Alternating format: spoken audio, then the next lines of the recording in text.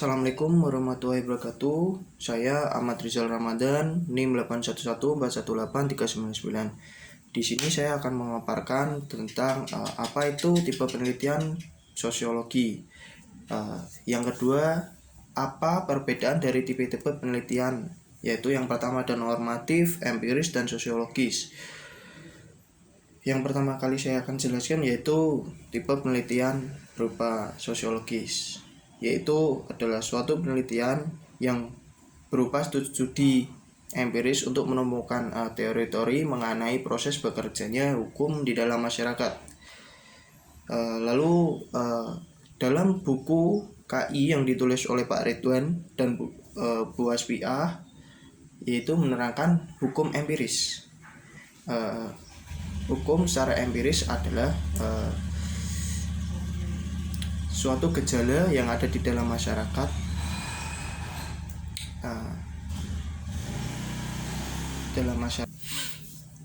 yang dapat dipelajari karena sebab yang pertama yaitu adanya sebagai variabel penyebab menimbulkan akibat dari berbagai kehidupan sosial.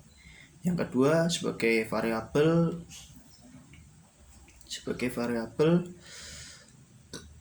dari hasil akhir dalam proses sosial. Lalu studi sosiologis hukum, apabila sarana studinya itu adalah hukum sebagai variabel akibat atau merupakan studi hukum dan masyarakat, yaitu apabila sasaran studinya itu ditujukan pada hukum sebagai variabel independen. Lalu selanjutnya saya akan memaparkan tentang perbedaan dari tipe penulisan normatif, empiris, dan sosiologis. Yang pertama yaitu ada empiris. Penelitian hukum secara empiris yaitu menekankan pada langkah-langkah observasi ya. Yang kedua,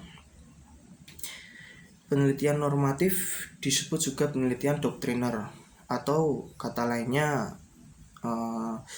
penelitian yang dilakukan hanya berdasarkan peraturan yang telah ada. Lalu yang ketiga ada penelitian secara normatif, yaitu suatu penelitian yang ditujukan untuk mengkaji penelitian hukum positif yang berasumsi pada undang-undang di Indonesia. Lalu menurut buku yang ditulis oleh Profesor Dr. Rahmat Basro, SHMH, yang berjudul Penelitian Hukum Non-Diktrinal atau disebut hukum normatif. Dalam penulisan ini, tren yang digunakan yaitu metode dan teknik penelitian. Penjelasan dari penelitian non-diktrinal atau penelitian empiris itu sendiri yaitu berupa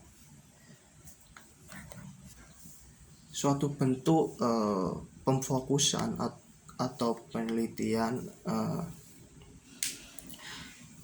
kajian terhadap hukum sebagai seperangkat realita, sebagai tindakan dan perilaku.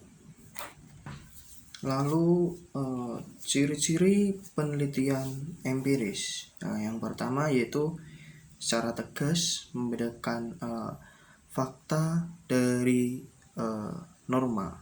Yang kedua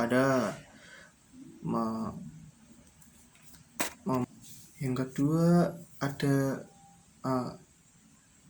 ciri-ciri penelitian yaitu memandang gejala hukum murni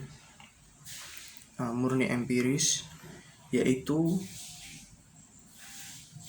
fakta sosial. Yang ketiga menggunakan ilmu empiris yang seperti kuantitas dan kualitas. Yang keempat yaitu bebas nilai.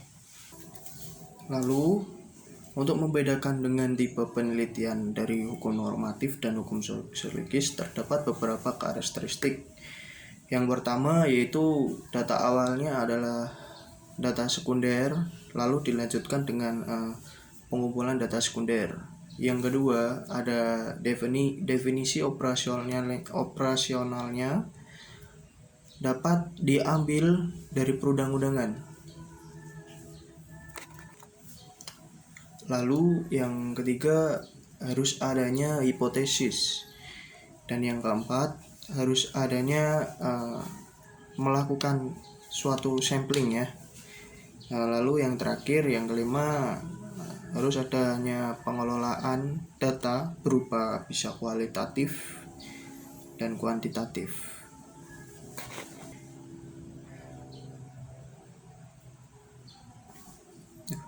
Mati purut. Terima kasih untuk pemaparan dari saya. Cukup sekian pemaparan dari saya. Bila ada kesalahan atau tersendat-sendat, mohon maaf. Mohon maaf. Terima kasih. Wassalamualaikum warahmatullahi wabarakatuh.